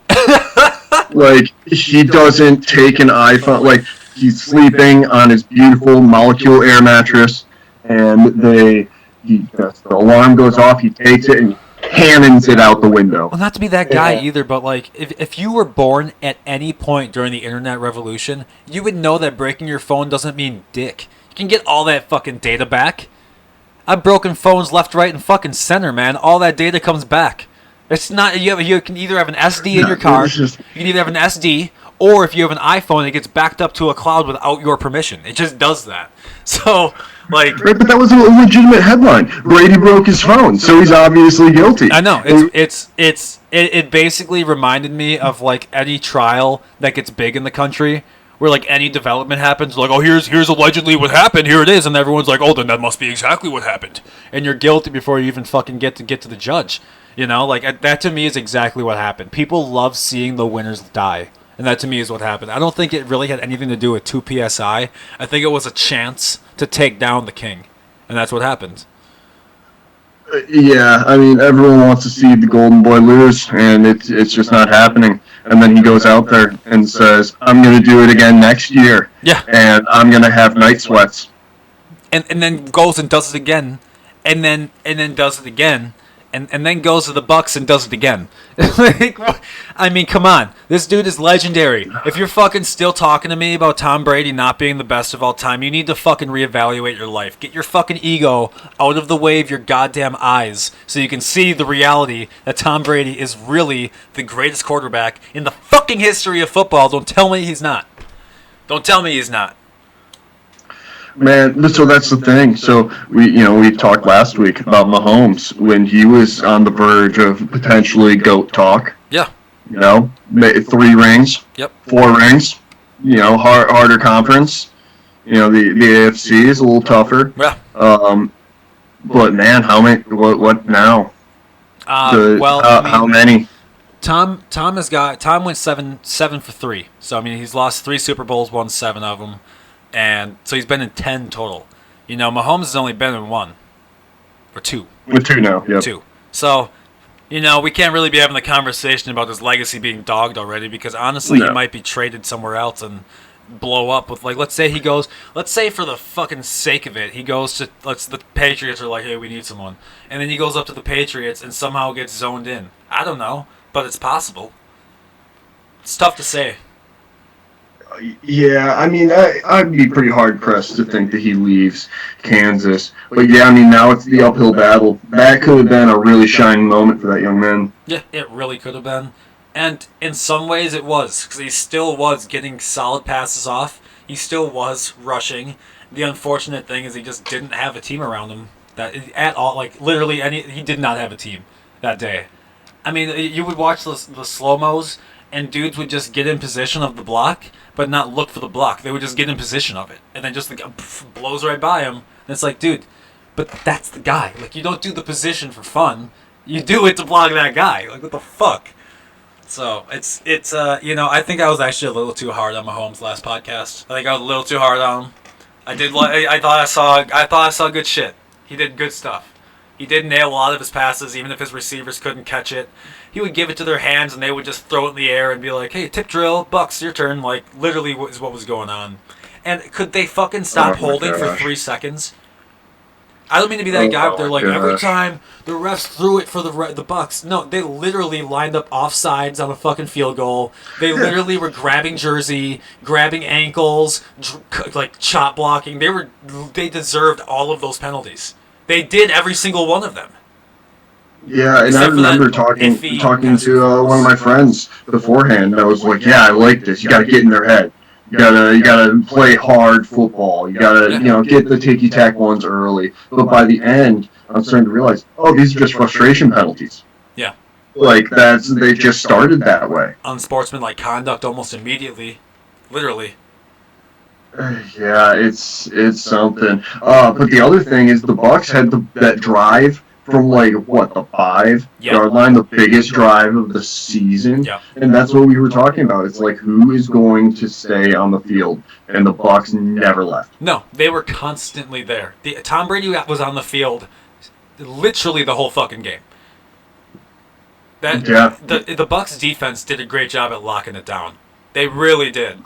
They really did. Those boys stuck to their fucking assignments. Like, that was good. That's fucking textbook. That shit you show your high school team in the playroom and be like, look at these dudes dedicated. Look at that. That is what you want. Well, the scariest thing I think now is, what if you're Kansas right now? Well, if you're the offensive coordinator of Kansas, you have to realize what just happened. Your job's in the fucking hot seat. Every defensive coordinator in the country just saw that game. Yes, they did. How do you lock down Tyreek Hill? Oh, you just double zone coverage him. Yep. Let him streak down the field. Won't even matter. Nope. Do a quick little shift. The safety, cornerback, linebacker doesn't matter. That I'm not a defensive. I don't get paid by the league. I'm not a coach. But there's going to be some serious film. Dude, there's going to be film on multiple levels of football. This is going to be in the Badgers locker room for sure. This is going to be in like NDSU's locker room. This will be like, it'll be every top locker room in the college level is going to have it. Every professional team is going to look at it. Fuck, I guarantee you, my former high school coach is going to show that to my former high school team. Guaranteed. And show them what a difference it can make. Like, that game was so fundamentally important for people to watch because penalties can fucking murder you. Your attitude can lose you the game. And, yeah, that's honestly those two things. Those are the two biggest things that I took away from that game. Yeah, it's weird to see people say like, "Oh, it wasn't a good game." It was like, it was shocking. Did you not watch the fucking same game I did? It was stunning. Yeah, that was to watch the most high-powered offense in the league get dwindled, rattled. The cage was rattled. Yeah, and I don't know. It's going to be crazy to see because I think we're going to have a preseason next year too. I don't think they're going to cancel that for next year. Which I wish they would just get rid of the preseason. That's honestly a waste of time and gets people hurt every fucking year. But they're going to have it, and it's going to be interesting to see because it's going to come out right away whether we see what Kansas is looking for or not. They're going to have some backups in there, but their playbook isn't changing. They're still going to be running some of the same plays at that level. So if they're getting shut down even with second and third string, you're still probably going to see the same level of shutdown because you're seeing second and third string on the other side of the ball doing the same shit. It's not like you're playing your second offense against their first defense. That's not how that works. Yeah, this isn't a team you can radically change, so they're going to have to make sneaky moves this offseason. So do you think they go with more of like a specialty playbook, or you think they just do more just fundamental drills, let's fucking block a goddamn player, which is, yeah, you're right. They probably are just going to do that. They're going to have to. They need to. The fundamentals were not there. Like, just the basic skill of blocking was not there, dude. It's not like Mahomes didn't try to, serve up a W. Not at all. Two balls off the helmet in the end zone. They were at the fucking fourth quarter. At the end of the fourth quarter, it was over, and Mahomes is still going out there, like, diving and getting balls thrown. That dude wanted it, and that's what I feel bad for the motherfucker, because he really did try his absolute best. Like, that dude tried his best for the team, and the team did not try their best for him at all. Yeah, I mean, I don't know if it's about, the best, but it's about ceilings, and the moment got to them. It's sort of about ceilings, but I honestly, dude, I just don't think. I honestly think they went into it thinking that their offense was going to fucking dominate. I think a lot of those players went into it with the mindset, man, ain't nobody stopping our offense. And true, no one was. But this is the fucking Super Bowl. Yeah, and it just looked like they had the keys to the castle. Yeah. They had the guy on the offensive line. They're like, this is the boy. And they went after him. And man. What'd you think of the halftime show? I liked it. I thought it was great. Now you. The thing is like, for me, it's almost become the stage. Becomes like the show. Like when they had the Black Eyed Peas, or like when Katy Perry, or anyone, they have these giant, elaborate... I get what you mean. The mechanics and the background is more the show than the artist. Yeah, and apparently The Weeknd spent millions of dollars of his own money to, like, put his vision on display. And I mean, yeah, I thought studio-wise, production-wise, that was the best produced halftime show we've seen in a while. Yeah, I mean, I don't want to be Mr. Culture over here or whatever, but God, that's got to be confusing to be like 60 years old and wonder why that guy's wearing Michael Jackson's jacket. That's got to be so confusing why to you. Why do all those people have jock straps on their faces, and why is he dancing like MJ? What's going on? Yeah, that's got to be like, and I don't blame it for the being lost. Know what I'm confused by? Why does everyone believe that it's a satanic show? I didn't see Satan in that show. I didn't see it. Where was the satanic part of that? He was in like a house with windows, and I mean, was the jock straps on the face? I mean, how is... I don't get it.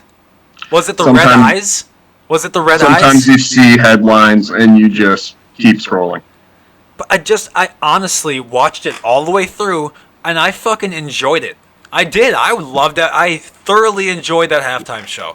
And, like, I am the first one to tell you if I don't like a halftime show. And I fucking loved that. It was a good fucking show. First of all, I kind of like The Weeknd. I think he makes good shit. I like his backstory, too, which is another thing. But, like... I don't know. Like, I watched it and I was like, "Oh, dude, Twitter's gonna love this." I hop on Twitter and everyone's like, "Man, what the fuck was that bullshit? LOL, that was fucking gay." Like, what? That was sweet. What are you talking about? That was dope. To me, I thought it was good. The ending was the other thing that I was realizing is how many hits the guy has. Back to fucking back, dude. Just all of them. I was like, oh, I know every songs, lyric too. Every single one of them you could dance to by heart because you listened to it in a dirty basement in college. Every single one of them. Yeah. It's amazing. Like water damage. You can almost hear your feet just like sticking to the floor from all the glass and beer that's all over the place and throw up. Oh, college. I just had a memory from college, believe it or not. I gotta share this story. I don't know why I gotta share this story. So I was in a fraternity in college, Beta Theta Pi, and it was the most fun I've ever had in college in my fucking life. For a couple reasons. One, it's fun to hang out with all those dudes because you can make anything interesting. You get all your friends in one room, and like someone like just throws the game of life on the ground, and you're not even playing life anymore. Now you're playing some fucked up version of life that you just came up with, and then dudes start wrestling, and then it's a fight, and then everyone's drunk, and then the night's over. Like it's it's good shit. But in our basement one time, we had a Christmas party, and everyone like buys each other a gift. And everyone almost always buys someone else like a bottle of liquor because that's just what everyone does. And shout out Chris Davis, he got me like Black Label fucking Johnny Walker. He got me some expensive fucking booze. And it got me and my friend Mitch just absolutely obliterated when he got his commissioning done. Anyway, we everyone started throwing their glass on the fucking ground. And so now the ground is covered in glass. There's liquor everywhere. The room is so flammable. Like, at any moment, the Christmas lights are going to spark up the room, and we're all going to be in London's basement during the bombing. It's going to be bad. And someone took off their shoes and ran through the basement, and oh my God, their feet looked like fucking, how do you describe that? Like, meat was just kind of coming out of her foot, and there's like booze all over the floor, and it's people's shoes, and it's disgusting, and I really, really enjoyed my time at college, man. I really enjoyed my time at college. Oh my god. I love you, UND. But, I love the old UND. But back to you. Go ahead. I'm sorry. Yeah. Let's get back on the rails here. Big piece of MMA news today. What is it? The Bellator MMA Grand Prix. Over at light heavyweight, Yep. They announced a 8-man bracket, and that is Sizzler. That's we have Lyoto Machida versus Ryan Bader. It's a rematch from the UFC. That's also one of the Goldberg quotables when he says like he ran into it like a buzzsaw. It's like one of the big ones. Oh, dude, here it is. Oh my god. Then they have Phil Davis and Nemkov. They are going to kill Phil Davis. Nemkov is going to win that. Nemkov is the best in that division, and seeing him versus Bader, I mean, he knocked out Bader already, but that rematch needs to happen. Can I open this page up a little bit? The creme de la creme, the crown jewel, is Yoel versus Rumble Johnson. That fight is, man, how do I even describe that? I might have to watch that fight alone. That is a type of fight that will get me shadow boxing in front of the mirror. I am hyped. Do you still go to that gym, by the way? Do you still do that? Where you still go fight and stuff? That's pretty dope, dude. Oh, yeah. That's pretty sweet. How's it been there lately? Like, how's the gym atmosphere been during all the lockdowns and stuff? Yeah, so I go early in the morning. So I'm typically I wake up at 4 a.m. So I get to the gym like at 6 or whatever on my days off. But yeah, I mean it's usually pretty quiet. But no, you'll see sparring going on. You'll see guys, coaches and trainers wearing masks. There are classes, but the classes are all distant. No, I haven't seen a lot of grappling classes. I don't know whether that's out of interest within the gym or whether there's a provisional thing. I don't know where the grappling kind of went. But yeah, I go in there for the drop-in, drop-out. I'm not there for the classes. Oh, you don't do any classes? I can do the classes. I know what times they're scheduled. You just don't. But no, it's easier for me to run in there, get my 40-minute workout in, than dance around, hold mitts, practice my 1-2. Like I can practice my 1-2 100 times more by myself than I can be doing like 3-minute round class. Just so everyone knows, your family too, like, you guys all have like a belt in some sort of shit. Like you, your brother, your mom's a literal personal trainer. Like, I mean, your dad does computer stuff, so like I don't think he could fight anyone too good. But like the rest of you guys could. I mean, your dad could hack his way into whatever the hell he wants to. But like all the rest of y'all, you guys want to fight someone. I mean, I'm pretty sure your mom could whoop someone's like a full man's ass. Pretty sure of it. I'm pretty sure of it. Yeah, she's an intense lady. Love her. She looks, dude. Love you, Mom. She's always in shape, dude. I don't have one memory of her not in shape, and I have like hundreds of memories of me in awful shape. I have so many awful memories of me being 260 pounds. She's there are certain people that truly believe they can be the best at whatever they're doing. Yeah, that's my mom. She believes that she is the best personal trainer in the entire world, and she puts in the hours. And she does the time. Yeah, but she might actually be one of the best personal trainers. That's the thing. She might actually be one of the... That's the fucking thing, though. Like, it's not a joke, though. She might actually... She actually might be one of the best personal trainers. So, like, that's...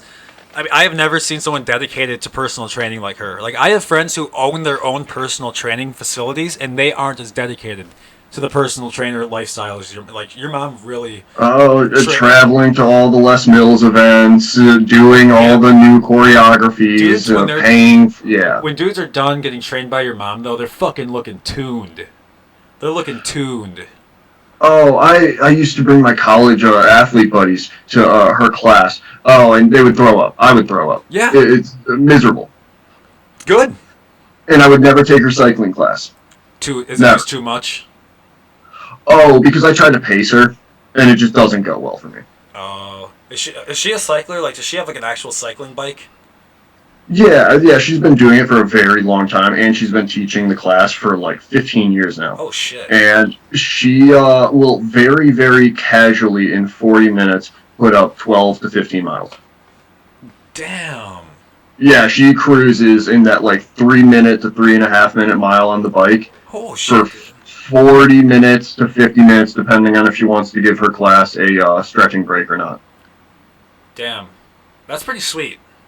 I gotta. She's brutal. I gotta start doing more of that shit though. To be honest with you, because they're just finally letting us go back to the gym here in Las Vegas. And by that I mean the governor feels that he can shut it down at any time that he deems necessary. So we kind of have to just kind of go when we're allowed. Like, but I got to get back into it, dude. I mean, I'm only 165 pounds, but it's not muscle. I can assure you, it's not muscle. I promise. Promise. I'm a stand-up comedian. I don't go to the gym, but I need. You're just gonna have to do the Bert Kreischer thing. You just run out there with no shirt on. Absolutely not. Absolutely. Bert, that's not gonna be your gimmick. I love you, man. You're great, but I'm never, ever, ever doing that stupid fucking shit you do. I am never doing that. He's funny, love him to death. I don't even know if he remembers meeting me because he was always drunk as fuck every time I met him. He's really funny, genuinely loving person. Put your shirt on, dude. What the fuck, man? But he's known for it now. Now he can't. Now he's got to take the shirt. He's almost a slave to taking off the shirt. You know? I feel like even if he doesn't want to take off his shirt anymore, he's like a porn star on set. Like, bitch, you got to take off that shirt now. You're already here. I don't want to take it off. Bitch, people know you by your tits. Like, I feel like that's what's going on at this point. Oh, God. I am slightly like this. Him and Tom busting themselves in basketball. I'm glad that kind of put the brakes on them a little bit. It was getting a little out of hand. As anyone, am I allowed to play that video, or will we get pulled? We'll get pulled for sure. But I was listening to Rogan. Rogan's podcast, and he's like, "Yeah, they're having dunk contests on a 9-foot rim." I'm like, "What grown men put the rim at 9 feet?" I don't think as Dude, ever when you're in, like, I've done that. I think 3rd grade is when it goes to 10 feet. Not even then, because I had a basketball hoop, and one of my biggest problems was it was on the curb, and the curb was like 4 inches tall. Yeah. So it's like, do you set it at 9.5 feet and short yourself, or do you set it at 10 and just blow your entire shot off? But no, these grown men were posting videos online of a 9-foot. I could between the legs backflip dunk.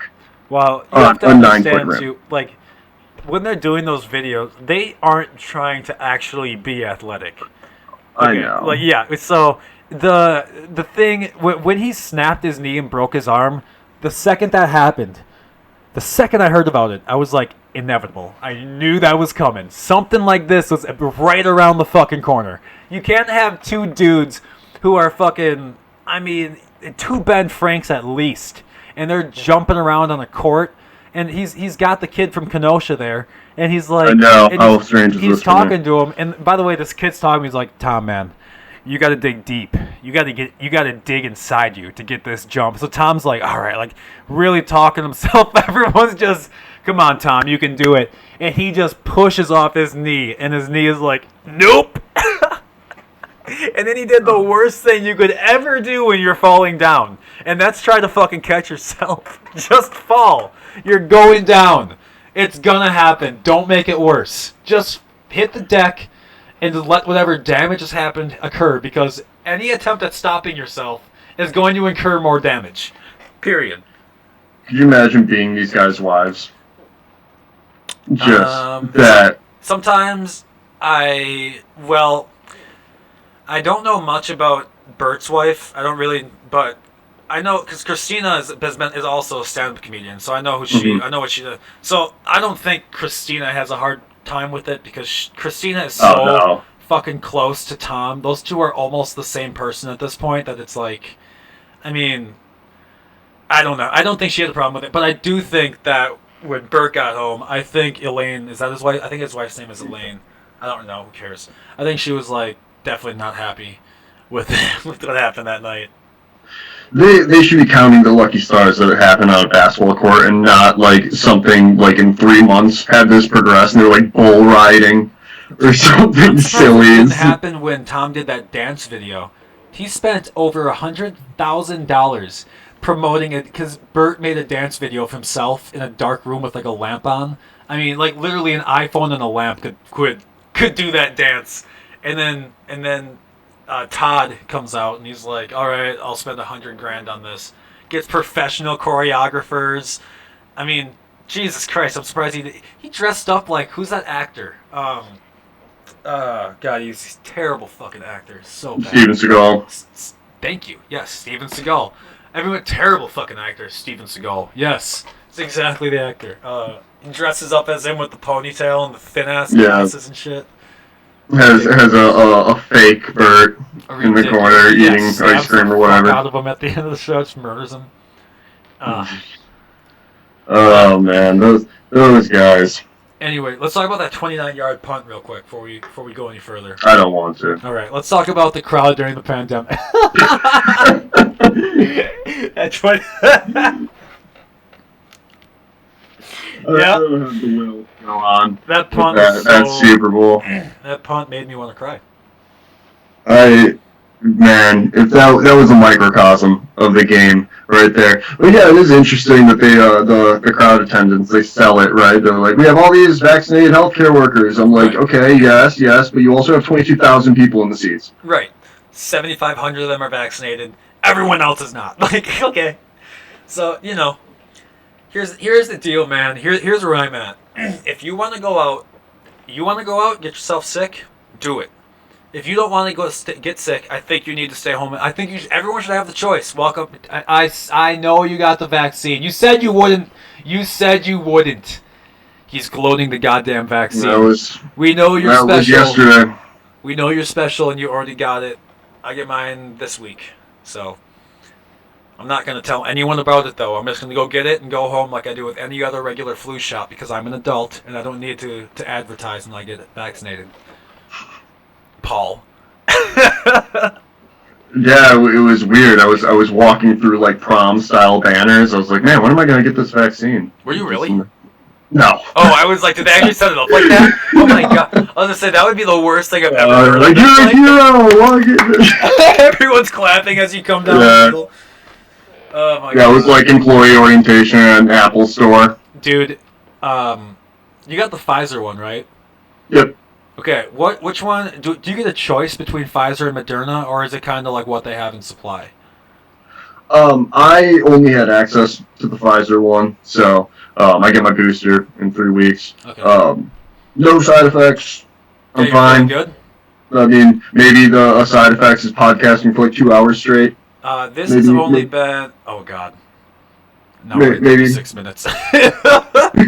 Maybe a little bit of substances. Maybe that's a side effect. Some substances have been consumed, also. Yeah, I don't know. It's it didn't. What is it? It's like that big, right? It's like a little, just a little. It's like a regular flu shot, right? Yeah, no, and the woman that gave it to me, we were mid conversation. She didn't say like, oh, there's gonna be a pinch, or 3, 2, 1. It just stuck me, and that was it. They had me sit down and hold tight for about 30 minutes. And then, I went to work. I got at 7 a.m. Do they basically just wait to see, like, hey, is it everything good? Like, make sure I can get hives or something? Well, it's also an employee vaccination program, so just for everyone's well-being. Oh, this is their work. Oh, fuck, man, that's dope. That's pretty good. I guess I get mine through work, too, but, like, my work isn't like your work. Yeah. So that's, I mean... It's fine. I slept on my shoulder. I woke up and I slept on that shoulder, and I was like, "Yep, definitely a little tender." That's just a shot, though. That's that's just getting shots, man. I had to get that like just the regular flu shot, like just the regular shot that you go in the Walgreens for. And I woke up and I was like, God, I get like punched. I'm like, oh wait, nope, I got a shot yesterday. That's right. So yeah, can confirm, not just the coronavirus shot makes your arm hurt. Get a needle stuck in it. Yeah, right. Oh man, but I mean, I'm fine now. I'm moving this thing all over the place. Anything else? MMA, UFC, football related you want to cover before I just talk NHL for a quick little bit? No, you have the court.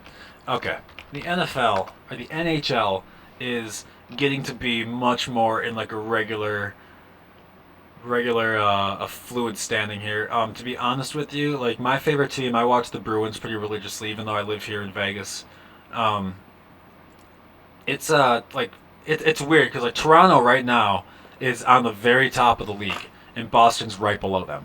Like Toronto's won 10 games and they've only lost 2 of them. It's fucking crazy. Toronto used to be like the team you could bank being out of the, like they would never make it into the fucking playoffs, and here they are. So it'll be interesting. I'm just curious because like I'm not gonna go through every game anymore because fuck that. You guys are like, I know the score, I can look. All right. I just think it's I just think it's interesting to see how this shit's laying out because this is like even the season that just fucking happened didn't look like this, and it just happened a couple months ago. You know, this is almost like 2 seasons in one season, and they're different, and it's going to be interesting, especially when they get that 30-second fucking team in the mix.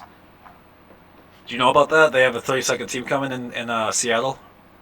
No, but what I was just thinking about is the scheduling, where it was like the seasons back to back, and like golf is having a hell of a time with that right now too. Yeah. Where it's just there was no off season. It's just guys just kept swinging clubs. Keep going, man. Keep fucking going. It's unfortunate, but like, would you rather do that or sit out again? You know, Yeah, like, no. as a player, I'm sure they'd rather just play. They're all getting paid regardless, but like, fuck, man, if you're an NHL player, you're not at that level because you don't like playing hockey. It's because you fucking have like a burning passion and you just can't get over it. You know, that's why people make it to that level. That'd be like telling a UFC fighter, hey man, no more fighting. You're done. Like, what? Good luck with that. Good luck with that. Yeah. I mean, may not fight for you, what but do we'll you go say? for But you. no, go on. Yeah, I'm just gonna top 4 people right now in the league is Toronto, Boston, Montreal, and Philadelphia, and it's actually pretty ridiculous what they're doing. So like head of the West is St. Louis, head of the Central is Tampa, head of the East is Boston, and head of the North is Toronto, and like. I don't know. I think we're going to see a lot of Canadian teams in the playoffs this year. I think we got Toronto, Montreal, Edmonton, and Winnipeg coming up in the fucking playoffs this year. I truly do think that. I don't think Ottawa's got a shot and chance at hell because they should just move. Like, really, Ottawa should just move. When's the last time you ever heard of the Senators having a good season? Like, you're trying on ESPN, top 10 of the day, Senators had a great play this afternoon. Like, no, they never do. They never fucking do. The fans don't come to their games. Just No, nobody at Sports Clips knows that team. send them somewhere that wants them. Like, dude, like Quebec City, they want a team so goddamn bad. They used to have the Nordiques, and then they like left without even like they and the North Stars like took off, and even though the cities wanted them to stay, they left anyway. You know, do you know how the North Stars moved? Do you know why they moved? No. Let me give a quick history lesson to all my non-hockey fans. Minnesota North Stars were in Minnesota until 1992 when the wife of the owner caught the owner cheating on her. And the only way that she would stay with him is if they moved away from that, quote, hoe. And so they moved away, and instead of just going to Texas by themselves, they moved the entire goddamn team to Texas, and that's why you have the Dallas Stars now. And they used to be the Minnesota North Stars. And then in 97, the Wild moved in, and they just haven't had quite the foul. The North Stars were like the life and blood of Minnesota. So when they moved, it was like it like ripped the soul of hockey out of the state of fucking hockey. Minnesota is the state of hockey. It really is. Like those kids are born like fucking half Canadian. I swear to God. Isn't that the original Paul Bunyan land? Yep. That's where like we have it's so much so. There's like 4 Paul Bunyan statues, and one of them is the world's tallest. And it's right outside the truck stop, and everybody I know has a picture in front of it with their with their jersey on. Like, hey, it's him, here. Like everyone I know has got one. So everyone I've ever played with, all the kids I've ever coached, all the everyone I know that is in relation to hockey in any situation has a picture with that giant ass Paul Bunyan. The other thing I wanted to bring up, did you watch any golf this weekend? I did not watch any golf this weekend, no. Okay, yeah, there was a tournament this weekend, and Brooks Koepka won it. And boy, oh boy, was that, like, I just watched the final, like, ESPN, like, tape where they just, speed it up for a few minutes. Kapia? Yeah, but, this guy, he went birdie, eagle. And he's in the same pool as the guy who was in first, and that guy just falls apart. He just, like, bogeys on 3 holes, and he's watching this guy in his, like, play pool. He's literally looking that guy 20 feet away, and he's like, I'm going to win this. Okay. And, can I read you this article real quick? go on. CNN. As Brooks Koepka claims his first win since 2019. It's like, since 2019. What is that, like decades ago? What, you mean fucking recently? Okay. Like, Have you ever seen golf odds? Golf mean to be odds that are guy, like but, like, 20-1. There's 130 people in the field. not only that, they act like 2020 was a regular fucking year. Nothing happened in 2020. 2019 is as close to last season as we fucking get. The hell are you talking about? CNN Sports suggests that he's not as good as everyone says he is. Shut the fuck up. Shut up. Dustin Johnson sends an obvious message. If you can get a beat in golf gambling, maybe that's what we do. Maybe that's how we make our careers. And they're trying to point. They're just trying to create controversy. Now they're saying that world's number one, Dustin Johnson sends an ominous message. He said congratulations. Stop reading it out of context. Stop it. DJ's a savage. Him and Rom. Oh man, those guys are playing sensational golf right now. Well, they're just acting like we didn't watch. Like, they just act like you don't watch what happened. Like, we see what happens too. Like, you're not the only one who sees the game and then tells us what the game was. Like, we're watching the same fucking game you are, dude. What are you writing about right now? It's so funny. Like, I never really saw myself watching golf until like this past year. You know what that's a and sign I of? watched the Masters. It's a sign of. And watching Bryson explode as the favorite. Do you want to know what it is? Do you want to know what it is? I think it's because you can really appreciate the minuscule detail and the concentration it takes to make that happen. Because when you're a kid, you're like, man, fucking golf, I don't need to stand there. Yeah, when you're standing there, you're like, oh my god, that dude's got to be shitting his pants worrying about this putt right now. Like, because, like, you know what I mean? Like, once you start, like, growing up a little more and understanding what it is, and also, it's really the only sport you can play until you're dead. Like, all the other ones kind of go away, so just get good at golf, because you got to do it. Oh, and it's good TV. Bryson lost the ball. They lost his ball. How did they lose a ball? What?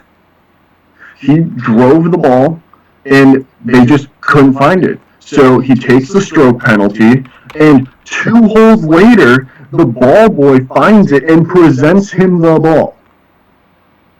Dude, that's like being in the MLB, and the ball boy hands you the ball that you just struck out in the first inning. Like, that is male soap opera.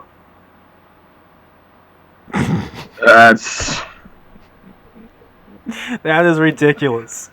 That is so ridiculous. They are covering this live, and they lose his ball. Okay, so, like, let's just go past that. Like, all the cameras watching the favorite, the guy that's, like, crushing balls. Why He was saying... a stroke penalty when they lose his ball? It's your fucking job. This is the fucking Masters. What are we at, the local driving range? Like, find the goddamn ball. Well, now the big controversy is the PGA is now allowing measuring devices. So your caddy can tell you how far away you are from the hole with an exact measurement. I guess I don't have a problem with that. I don't really see why there would be an issue, I guess. Yeah, I don't know enough about the intricacies of the game, but I guess that would provide you with a ton of information on what club to use, and maybe there is a conventional way, but I don't know. I've always been under the opinion that some guys swing clubs certain ways. Yeah, well, I mean, Tiger Woods used to drive with a 3-wood because he liked it better than the driver. So, I mean, fuck. And then Bryson's thing is he uses all of his clubs at the same length. Yeah. So he keeps the same form. Dude, do you know how confused I was when I went and first bought my first set of clubs? Because I came from a poor family. We couldn't afford golf growing up. Like, so when I bought my first set of clubs was literally in college. And I was, like, trying to pick out clubs that, like, lined up. I'm like, dude, I need the fucking medium-sized club. Like, what is going on? Like, I can't. And they're like, that's not how this works, man. And I'm like, what do you mean? They're like, no, the putter's supposed to be short. It's supposed to be... And, like, the golf pro at Shield, shut up, Paul. God damn, that dude, hey, that's your same name as you. Yeah, Shield, oh my god, that dude had to really walk me through it. I'm like, why would your putter be shorter than your driver? And he's like, I mean, well, think about it. It's extended out further than a putter is. And I'm like, oh yeah. Oh yeah, you're right. And then you've seen the putters that they hold it to their chest. Yeah, they do this. Or whatever. Yeah. Weird, man. Who's the one guy that can he chips out? He uses the sand wedge and he spins it over his head. He wheels it 180 degrees behind him. So if the ball is he'll shoot south against the north. It's weird. Who is that does that? He's the same guy who skipped the Masters to attend his daughter's graduation, and everyone was like, "Skip the graduation." He was like, "It's my fucking daughter. This is golf, not the same thing." Oh yeah, and she was actually valedictorian too. Phil Mickelson. It's oh my gosh, I'm blanking. Is it Phil Mickelson? Pay-per-view with Tiger. Oh my god, Phil Mickelson. I just said Phil Mickelson 4 times. Hey, you think I'm listening over here? God damn, I just said that. Me, Phil Mickelson, right? Phil Mickelson? It's Phil Mickelson. You're like, oh, who is it? Phil Mickelson. Yeah, okay. I don't know how I remember these things. Oh, God. All right, let's wrap the show up pretty soon here. We're just shy of 2 hours. This motherfucker is supposed to be 45 to an hour. Sorry, everyone. This is the content the people want and the content they deserve. It's what your ears deserve. This is what porn is to your eyes is what this show is to your ears. It's everything you've ever wanted. It really is. All topics, all audiences. Let me tell you what you want for real quick. Let me explain to you what's best for you. Anything you want to say before we head out? No, we'll be here next week. We'll be recapping and then looking ahead to the Curtis Blades fight with Derek the Black Beast Lewis. I've been looking forward to this one for a while. It was rescheduled to COVID. Yep, that's an older fight too. That's old reschedule. That'll be good shit. Yeah, that's a good one. That's either primetime Black Beast or maybe, if Curtis Blades win, he'll probably be the favorite. I haven't looked at the line. Maybe I've got it pulled up right here. But yeah, Curtis Blades, that could be par for the course. He's just that good. You just can't beat Ngannou. Well, we'll see. We've seen minus 350. Ooh, boy. Minus 350. Ooh, that's almost. I would say disrespectful, but it sounds about right, to be honest with you. Honestly, as terrible as that sounds. Blades' last win was against Volkov. Yeah. Just smushed Volkov over 5 rounds. Yeah. And we just saw how good that guy was. Well, I wouldn't say smushed, but yeah, he did. He did fight pretty fucking good. Oh, and then Tom Aspinall's on that card too. He's good. He's a really good boxer. Dope. So next week we'll be back with those motherfuckers and more hockey and probably some more shit that we can't stop talking about. So thanks for listening, everyone. Talk to you later. Bye. Yeah.